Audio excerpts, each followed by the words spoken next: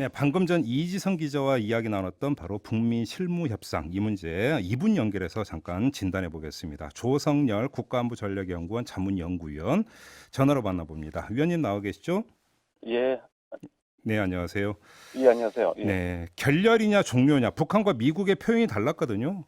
어떻게 봐야 되는 겁니까, 이 성격은?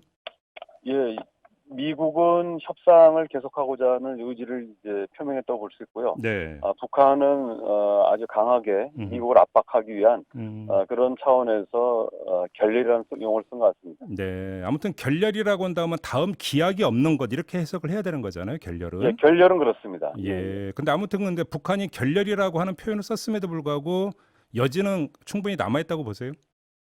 예, 지금 북측에서는 2주 내 열자고 하는 이제 스웨드 외교부의 제안에 대해서는 거부 입장을 밝혔지만 네. 연내라고 하는 부분에 대해서는 계속 얘기를 하고 있거든요. 네네. 이런 부분들은 북한 자체가 이런 협상을 깼다라기보다는 음, 일단 시한을 정하진 않았지만 어떤 연내라고 하는 이런 그 한도는 설정한 것 같습니다. 알겠습니다. 지금 북한 외무성 대변인 담화가 나왔는데 미국이 자신들의 생존권과 발전권을 저해하는 적대시 정책을 철회하기 위한 실제적인 조치를 취하기 전에는 이번과 같은 역겨운 협상을 할 의욕이 없다 이렇게 밝혔습니다.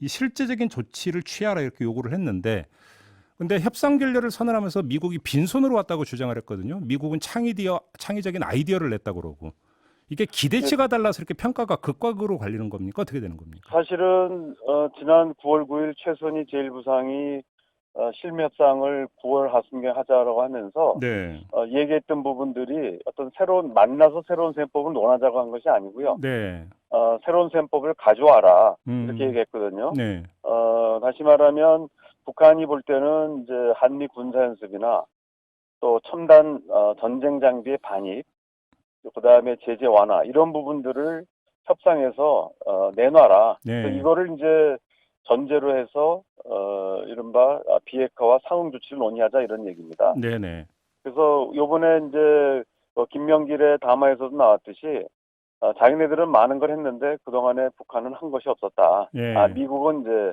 한 것이 없었기 때문에 이런 부분들을 이제 먼저 요구하는 것이다. 그래서 네. 이거는 이제 자기네들이 먼저 체제안전 보장을 해달라는 것이 아니라 그동안에 북한이 이뤄놓은 여러 가지 비핵화 조치들에 대한 대가를 먼저 치르고 그 뒤에 이제 협상을 하자. 뭐 이런 얘기라고 볼 수 있습니다. 그렇게 봐야 되는 겁니까? 그런데 이 실무 협상이 열리기 전에 김명길 순회대사를 비롯한 여러 사람이 미국으로부터 좋은 긍정적인 신호가 오고 있다. 이런 요지의 발언을 몇 차례 하지 않았습니까? 예, 그 부분들에 대해서는 사실 그 미국이 명시로 얘기한 건 없고요. 네. 초강경파라고 해서 존 볼턴 안보보좌관을 해임한 거라든지 또 새로운 그 아이디어가 있다 이런 어떤 트럼프 대통령의 발언, 그 다음에 네. 비건 대표가 이제 유연한 접근할 용의가 있다 음. 이런 분위기는 있었습니다만은 사실 미국은 명확하게 얘기한 적은 없거든요. 예, 예, 예. 그래서 이런 부분에 대해서 이 북한의 담화도 김명길이 그 전에 9월 20일 날 발표한 것도 보면은 미국이 어떤 걸 내놨다라고 얘기하는 것이 아니라 자기는 그렇게 해석하고 싶다 이렇게 표현하고 있었습니다. 그러니까 이런 미국이 부분들은 예, 예. 예, 명확하게 얘기한 건 아닌데 음. 다분히 이제 북한이 희망적인 이런 입장을 가지고 온 것은 분명한 것 같습니다. 그러니까 이제 미국은 기대하시라 정도만 이야기를 했는데 북한이 과도하게 기도했다 이렇게 봐야 되는 겁니까? 그러면 정리하면? 예, 그렇게 볼 수 있고요. 그리고 네. 이제 이번에는 의도적으로 결렬 표현하면서 미국을 한번 압박하는 이런 협상 전술이 아닌가 저는 생각하고 있습니다. 아무튼 김명길 대사는 미국을 향해서 연말까지 숙고해 보길 권한다 이런 식으로까지 표현을 했는데 그럼 연말까지는 실무 협상장에 안 나오겠다는 뜻이잖아요. 이건 어떻게 전망을 해야 되는 겁니까? 제가 볼 때는 미국이 명확한 답을 안 했음에도 불구하고 예. 지금 10월 4일, 5일 잡았던 것은 전체적인 이제 시간표를 보고한 것 같습니다. 지금 어. 북한으로서는 연내에 3차 북미 정상회담을 원하는데요. 네. 만약에 이번에 실무회담이 4일, 5일이 아니라 10월 중순이나 하순에 있었다면은 사실은 추가적인 실무회담은 불가능하거든요. 네. 그렇기 때문에 아마도 제가 볼 때는 이번에 북한이 당긴 것은 음. 어느 정도 협상 결렬을 각오하고 또 네. 협상 전술상으로 먼저 제기했던 것 같고요. 예. 저는 그래서 뭐 10월 말이나 11월 초 그렇게 되면 한 3주 내지 4주가 되겠는데요. 네. 아마 그 정도에 제기되지 않을까 생각을 합니다. 아, 그래요. 근데 이제 재개가 되는 것보다 더 중요한 건 진전된 카드를 갖고 오느냐 마느냐 이게 중요한 문제잖아요. 어떻게 전망을 예, 하세요? 그렇습니다. 사실 그 부분에서는 북한과 미국 간의 입장 차이가 큰데요. 네. 미국의 경우는 제한적이긴 하지만 단계론 입장도 지금 가진 것 같고요. 예. 또 하나는 지금 여러 가지 제재 완화에 대해서도 언론 보도도 있었습니다만은 안을 준비한 건 틀림없는 것 같습니다.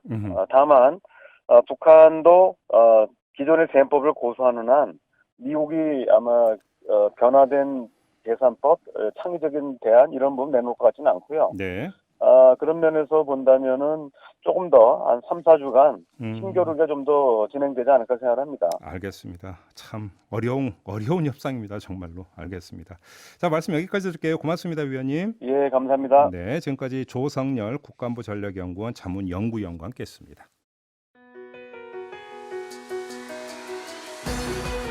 이슈의 핵심을 꿰뚫는 예리한 시선, 믿고 듣는 진품 시사 김종배 시선 집중.